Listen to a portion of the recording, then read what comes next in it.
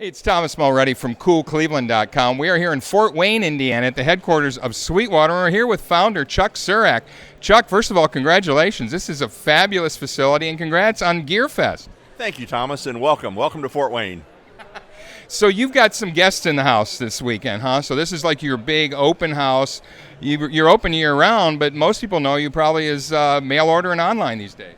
That is true, although we do have a store that's opened 363 or 4 days a year. But today we open our house up to the whole country, the whole world, and I've had guests in here this morning from all over. It looks like you've got, I think, 10, 12,000 people, maybe more, flowing through the doors here. We're not sure how many yet. We're still counting, but we're thinking by the end of the day tomorrow we'll have nearly 15,000 people that have come here from all over the country. It's absolutely amazing. All over the world, really. Talk about when you first started, because you're in front of this Volkswagen bus here. I love this. It was what, late 70s, 1979 or so, and you literally were using this TIAC recording deck here. And what, were you recording bands? You would go on site, worship? What was it? Yeah, so I would take my VW bus, and this is after being on the road as a musician for several years.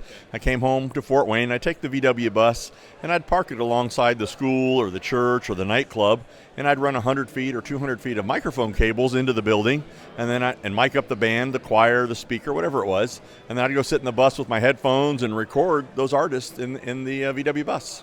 So this was actually a recording studio where you'd come in your control room, if you will. It was my mobile studio, and just as humble, I would take those recordings that I did in the VW bus, and then I would take them to the living room of my 12 by 60 mobile home, and that was the actual control room where I mastered everything and mixed it together. And then when you got really big, you moved into your garage, I understand. Most people start in the garage. You actually upgraded into your garage. Yes, I upgraded into a garage in a really small 1,000-square-foot house. And then in 2006, we moved into this campus, and we've been here since then. And today we have about 340,000 square feet and 1,200 employees. It's pretty amazing. Really amazing. And then for GearFest, you've got about 80 tents outside, and you got your big pavilion you built for live concerts, and it's really outstanding. Who was the first group? Did you start working with it synthesizers or the Kurzweil, I understand, that you really started hooking up with in the early days when synthesizers were first really hitting it big?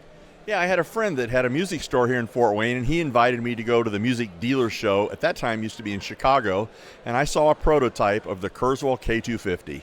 And it was the first music instrument that played back digital recordings of other instruments. Now, today we do that with iPhones and iPads and all kinds of things, but in the 80s, that was a big deal. And then did it kind of grow from there? And then you said, well, I should also talk to some keyboard manufacturers, guitar. How did it go? Well, at that point, I was still a recording studio, and so I was using this Kurzweil K250 in my own studio, but I reverse engineered how it worked, and so I designed my own sounds for it. I wrote computer software with a friend of mine. I started selling them mixers and speakers, and then much later, we started selling guitars and drums, and today we sell basically everything that's used on a stage.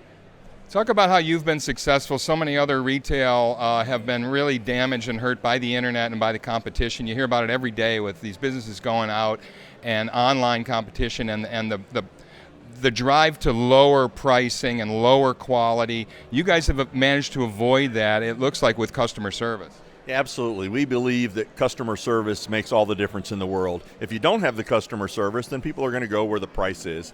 Now, we're competitive in price. We can't be out of line, but we're not going to be absolutely the cheapest either. But what we do offer is, I believe, the best value. You're involved in other things too, right? You love cars, you love airplanes, you fly a helicopter? I do. I have a pretty fascinating life, and I tell everybody that I work really hard and I play really hard.